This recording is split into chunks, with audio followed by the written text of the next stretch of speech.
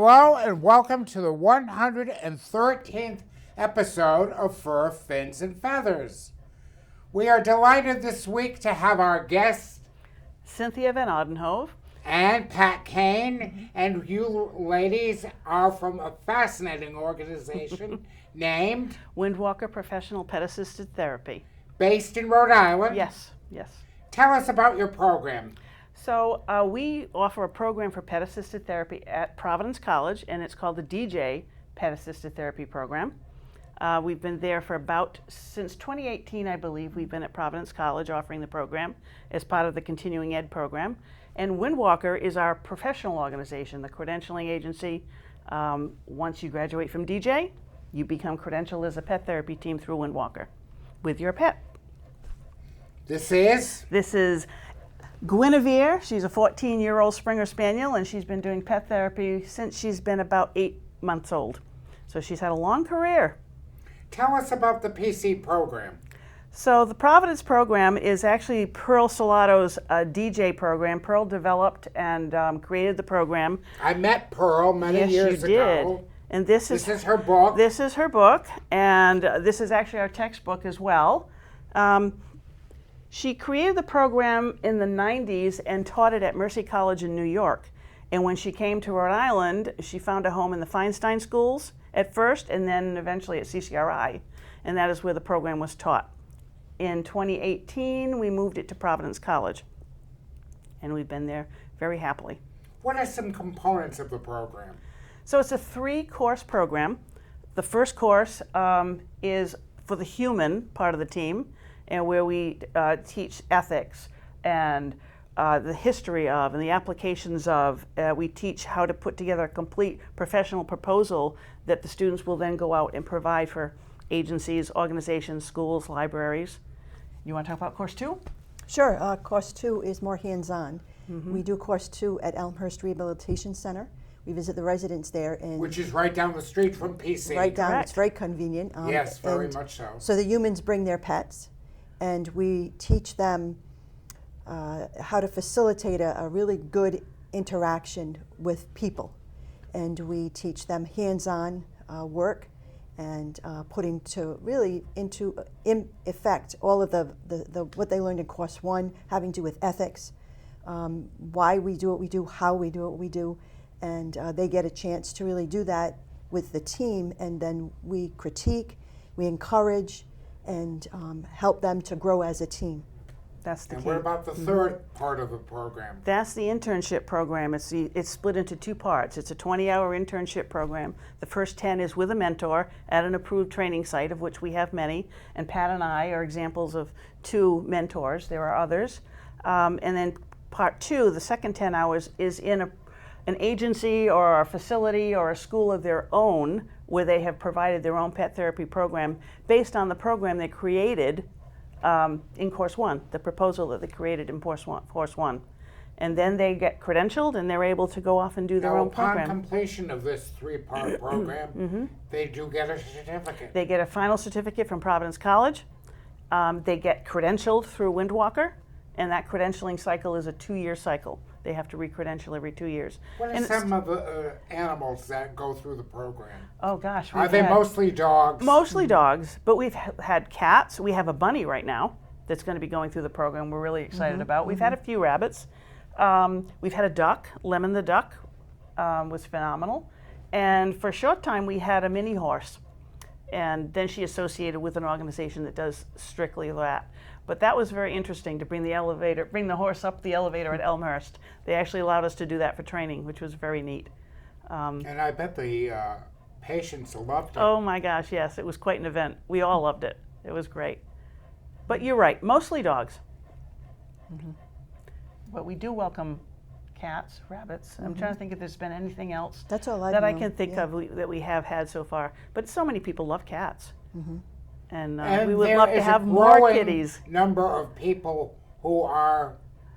I recently judged cats. Did you? Excuse me. And there's a growing number of cat shows around the country now. Yes. Including many in Rhode Island. Correct. Right. So people are really interested in the animals. Absolutely, yes. And you know, people love the pets. It just brings so much to their lives. So why not? Bunnies? What are some of the, like for a dog, what are some of the facilities that people go to? Sure. Well, I'll use Guinevere as an example. She's a reading dog at the Jesse Smith Library in Harrisville. The kids come and read to her. That's a fascinating It is program. so fun. It is so wonderful. And, you know, we hope to instill a love of reading for their lifetime by this program. That's our goal, really. Guinevere also works with me at Zambarano Hospital, which is a home for adults with long-term chronic illness and disabilities. And they are basically residents of the hospital. So we're in there every other week working with them, visiting, doing PT with them, doing mobile hand-eye coordination, anything that we can think of that we can help enhance their lives with. But basically it boils down to just having that connection with a lovely dog, that unconditional love and that joy that they bring. And she also works with me in a 3rd grade class at Paul Coffey School. Every other Wednesday, we were doing it last year. We work on many things: pet care, empathy, all the things you can think of that a dog can bring to a class of 3rd graders. It's been a lot of fun and very enjoyable. I So bet those she's a sessions busy are girl. very popular with the children. They are. Trying to get through the building just to get to our classroom can be a challenge sometimes. Everybody wants to reach out and touch her, which of course I let them do. And we also work with a group of dementia patients at the Village of Waterman Lake. I just did that yesterday. That's enjoyable, but very different. And we do a Sunday school class. So she's been with me at Sunday school for her whole life. And that's a lot of Talk fun. about That's your joy. work, either both of you, with dementia patients. There is a growing number of Yeah. patients that are being treated for dementia. Right. A lot of us do that, by the way. The Village of Waterman Lake in particular, where I've been going, is the Atrium building, and it's the different stages of dementia. So we meet in a group of patients in a common room area. And Guinevere does a very unique type of pet therapy. We call it tabletop pet therapy. So I lift her up on the table on a yoga mat so she doesn't slip. And it's perfect because the clients, all the patients, the residents can move in with their wheelchairs or in their chairs and sit, and they're right at table level with her.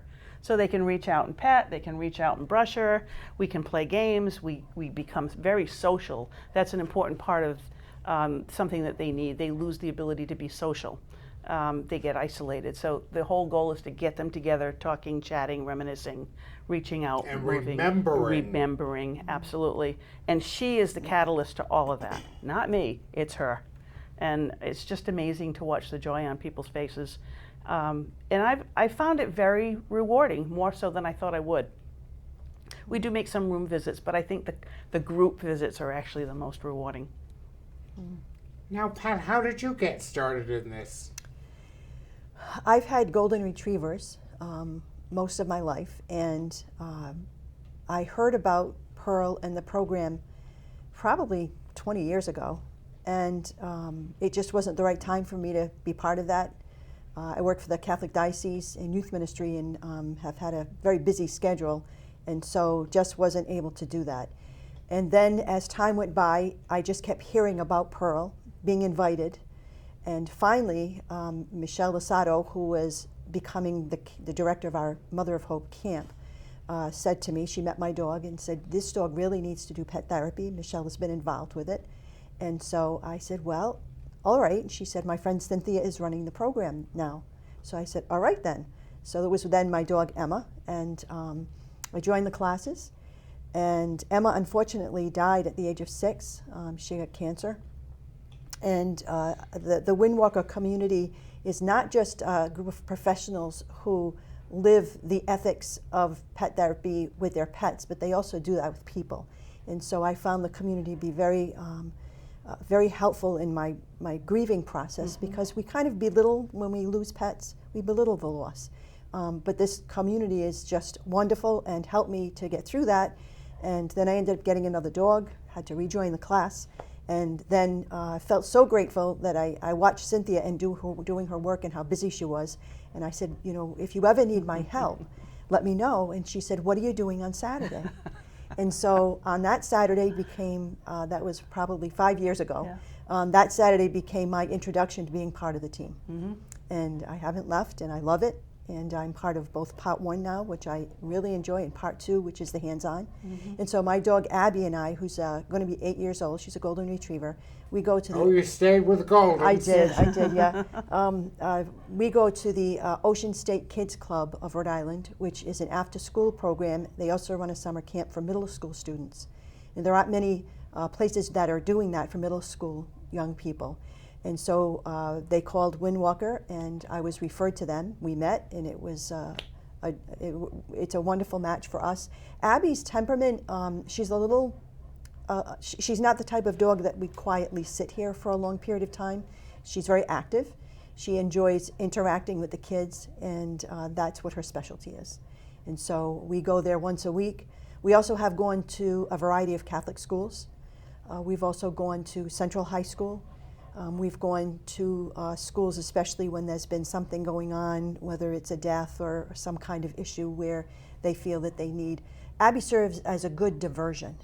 She also doesn't mind getting pet and hugged, but she's active, and she'll get the kids involved in playing and interacting with each other, learning those skills that are really necessary, interpersonal skills that young people are losing these days.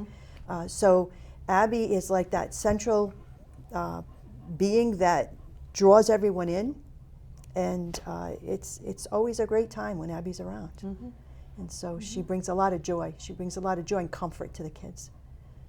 Speaking of that, I have recently, and I was invited, and I went up to Bridgewater State University, and they had, somebody came in with dogs when finals time was rolling around. Stress relief, yes. Stress relief. Absolutely, that's what we call it, and that's what it is. It is wonderful. And the students and the staff really got a lot out of it. Absolutely, yes. It can be a tough time, and we've been, I think, to pretty much every college campus in Rhode Island and some in Massachusetts doing just that with our teams. We don't have one here at Case High School, but we are getting one. Good, good. It's going to be a dog. I believe it's going to be a Labrador Retriever. Wonderful, wonderful. Yes, I think it's a great addition. I mean, it's so beneficial. It really is. I've been to Prout High School and also Bayview before their exams a couple of times, and the kids just come in and you know, have some time with the dog, and you hear later that they say, you know, it helped me to relax a little bit before my exams or as I was studying. We also have been called in when there's been some crisis happening, a death. Have you been to Hendricken yet? No, haven't gotten my way in, but that might be coming. Might be on the list. Yes, very definitely. What are some of the breeds that you've worked with? Pretty much everything, and also mixes as well, but we have had everything. Golden Retrievers seem to be, Goldens and now Golden Doodles seem to be the most common. They're in general great temperaments, happy dogs, very attractive dogs, but we have had pretty much every dog you can think of. Labs are very popular. Labs, I would say, probably are number 2. But we have every size and shape and color you can imagine. Right now we have she's a Great Pyrenees Anatolian mix. She stands about this tall. She's in our class right now. She's wonderful. We have a lovely Doberman with a natural ear in our class. I think we've only had 1 or 2 Dobies, and he's fabulous. And we've had lots of little poodle mixes. We've had hounds. We've had a lot of spaniels. Not too many Springers. I think I'm about the only one with Springers, though. A lot of Cockers. Great dogs. Yes, yes. Yes. A lot of rescues now these days, too. Many rescues, yes. People coming in, having their rescue be part of their team.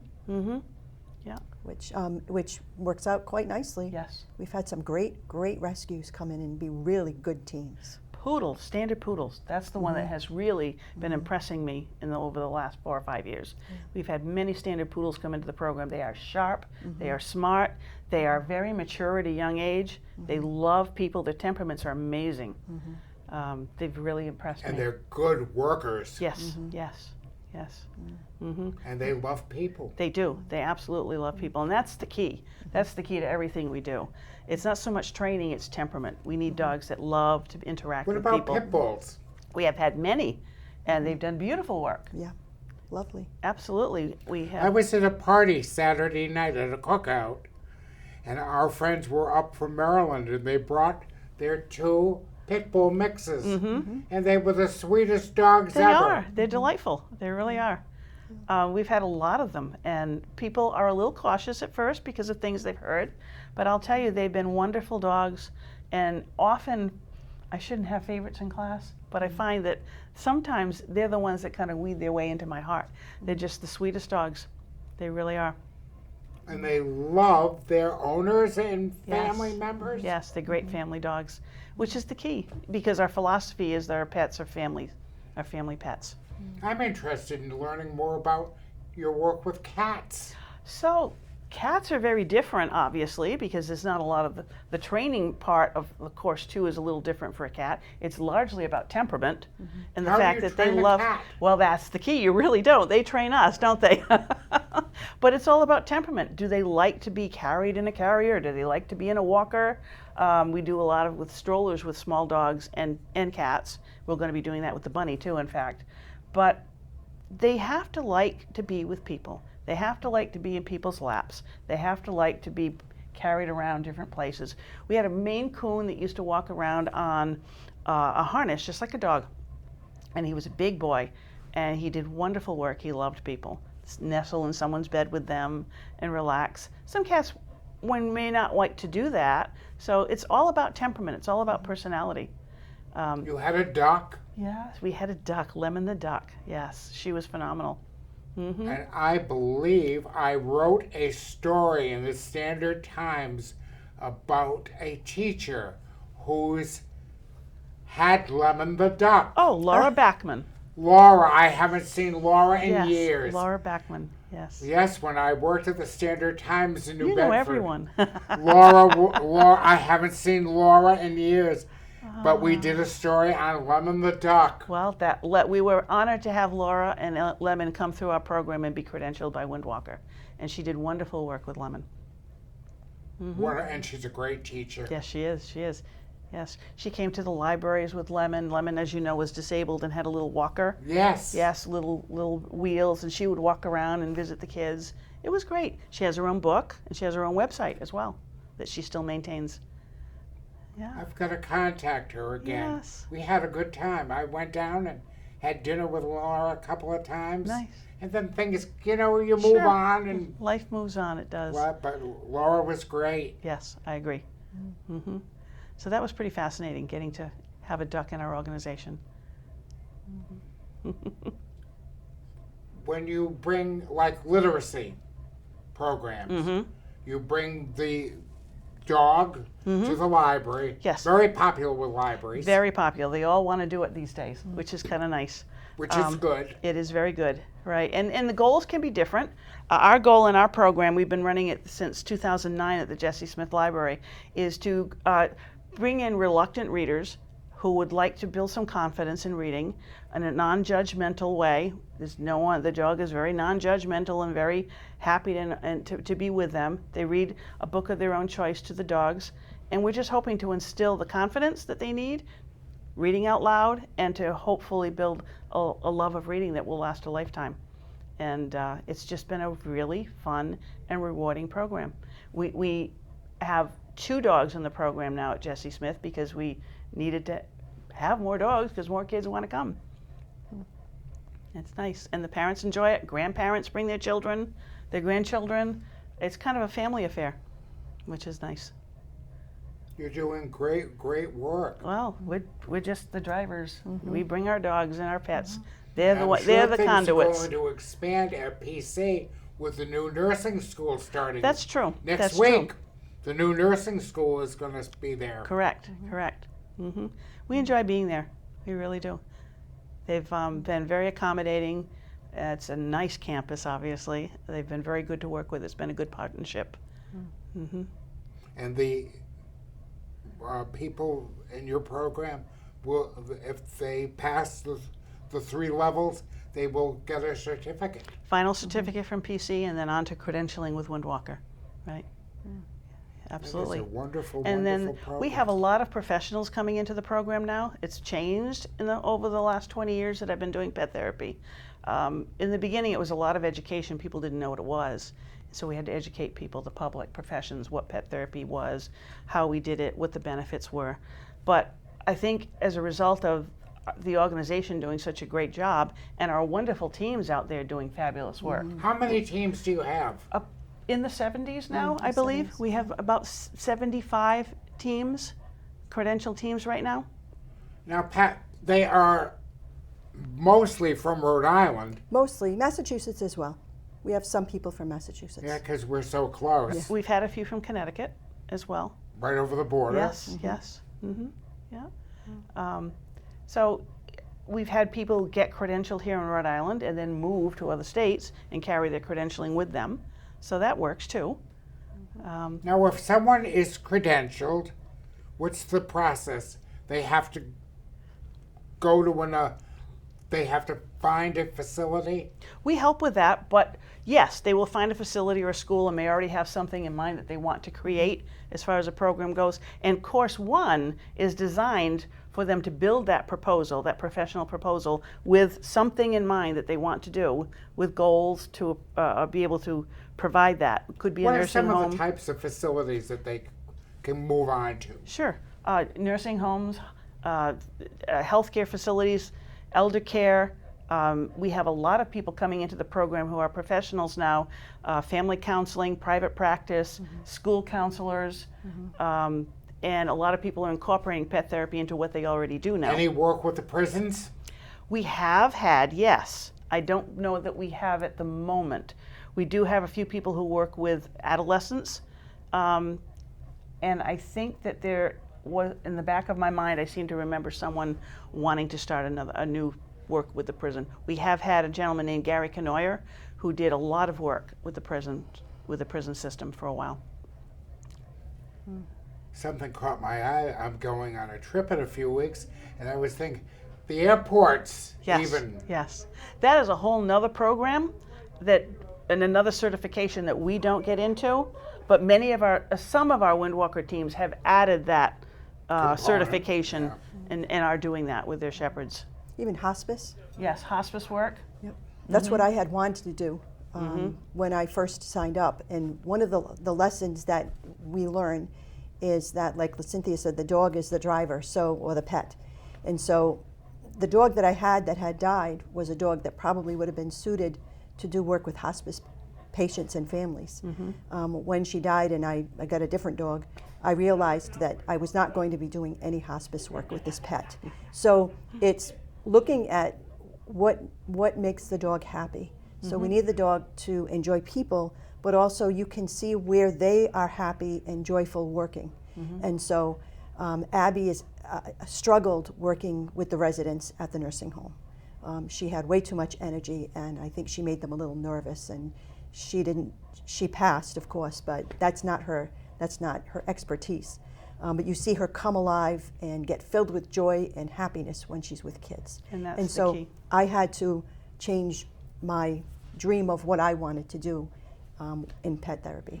And really, it is about the pet. You don't want to bring a dog or a cat or any other pet to a place where they're just going to kind of slump around and really be bored, get into trouble because they're bored. So we have to find a good match for the So personality where of do our you dog. bring your dog now? So she's good with children, so any level of children. So she does well with students in schools. I've gone to our camp, Mother of Hope camp, and of course the after-school program is really her home away from home. She knows when we're getting there, she knows when we're approaching, and she runs in there like she hasn't seen them in a year. Has she gone to any of the Catholic schools? Yes, we've gone to, we've been to Prout, Bayview, we've been to Immaculate in Cranston, we've been to St. Mary's in Cranston, we have been to, we've been to Central, which is not Catholic, but we've been there. And we're also in conversation with some of the other schools, and I'm also in conversation with the superintendent to see how we can get this to start to flow into the Catholic school system. because I do see they recognize the value. It's just a matter of how would it work and making it fit into what they're already doing. One of our students present students is at St. Philip's, and hoping to be able to bring pet therapy into St. Philip's once she's credentialed. And so we're slowly integrating into the schools. But where I've been, they have been very grateful, and the kids really do find that they're learning, the term now is the social emotional learning, social emotional, and so they're learning communication skills, being interactive with each other, learning compassion, learning how to treat living things, people, animals with respect and honor them. So the pet can really be the vehicle to make that happen, for them to be able to learn a whole list of necessary skills as a human being, living in life, where COVID didn't help young people kind of withdraw from learning the communication skills and interpersonal skills that people need. They're all stuck on their computers. They're on their devices. And that has really been detrimental. This helps them to reconnect with nature and other living beings, Yeah. and learn what maybe many of us had I growing have up. had people come up to me from the show. We've done 113 episodes. We've had guinea pigs. We've had all kinds. We've had alpacas. You name it, we've had it. And people are fascinated because they want to learn about animals. Yes, absolutely. The human-animal bond. That's what it's all about. We are created to be bonding with these animals. God put them here for a reason, and it's to enhance our lives. And then in return, we need to be good guardians of them. And that's the crux of Pearl's whole program, that respect for living things. But we're circle. advocates for our dogs. Yes. So if I bring my dog to, say, the kids club, we go there all summer because they have a summer camp. And I have to advocate for my dog. They have a big yard outside where they play basketball and sports, but it's concrete. And so the kids will say, it's a 90-degree day, and they'll say, can Abby go out and play fetch? And I have to say to them, not today, because the ground is too warm. And they'll get a lesson in caring and being an advocate for something or someone that you care for. And so they'll say, why? Well, I'll explain why, and they say, well, we'll go in the shade. I said, well, we need to protect her and make sure her feet don't burn. And then another kid will ask the same question again, and then you hear the kids explaining. Well, she said that's not good for the dogs. Did you know that a dog's pads could burn? And they're teaching each other. So it's really a wonderful experience to have them learn about I'm the being pets. told that we are almost getting ready to wrap up, and you both ladies have been fabulous. This has been enjoyable. We're going to have to have you come back. We would love that. We would. The two of you have been, and she has been such a good girl. She's my good girl. Yes. She's Well, thank you very much, ladies, Thank you. for coming and explaining. And they're going to put up the website. They are going to put it up Yes, for us. Thank you. will be put up for you. Thank you. And hopefully some people that will hear this will become very interested and call PC and sign up for a enroll, class. and we'll get to meet you. Enroll in a class. Wonderful. Thank you. It's been fun. Yes, Thank it you. has. Thank you very much for coming. We'll see you in 2 weeks on Fur, Fins, and Feathers. Thank you very much, and have a safe, enjoyable rest of the summer.